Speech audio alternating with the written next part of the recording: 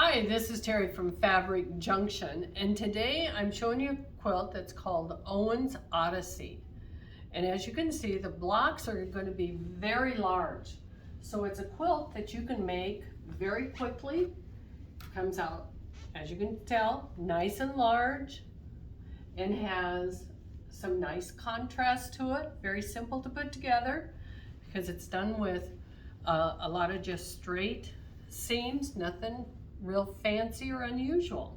So in the center, you start by taking your two colors and your background and make alternating blocks until you have a nice long strip. To each side then, you're going to add the rectangles with the same colored square, and that gets added to the side. As you go on, you'll make a strip in which you'll add a triangle to each end. And then to that one, you're actually going to add the squares with the rectangles. And I will show you what we do with that one, because I did sew the other side together.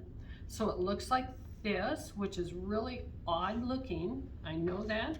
But for me, it's a lot easier to set this rectangle in and trim it than to turn around and cut and then try to remember whether I have enough cut for this side or that side.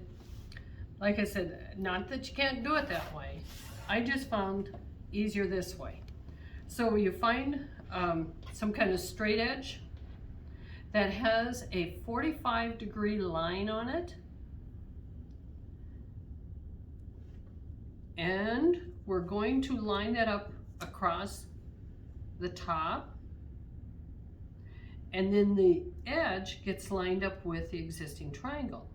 So you kind of line the two up, you work with this one, you kind of shift a little until you get a nice line that's going to be your cut line. And you stay with your 45-degree angle, because you want this one at the same angle as the one that you already have. So then you do a quick trim, and you can do it on both sides. It sets up exactly the same way. Easier to do it from the other side. There we go. Once again, there's my line. I line it up. And then I'm going to cut from the other side. So this is what your piece will look like. And I do this generally after I sew it all together, and then I trim those. But I wanted to make sure I was able to show you how I trim those. So now you have it sewn together. We'll pretend it's all sewn together. It looks like a stop sign. So now we need to add our corners.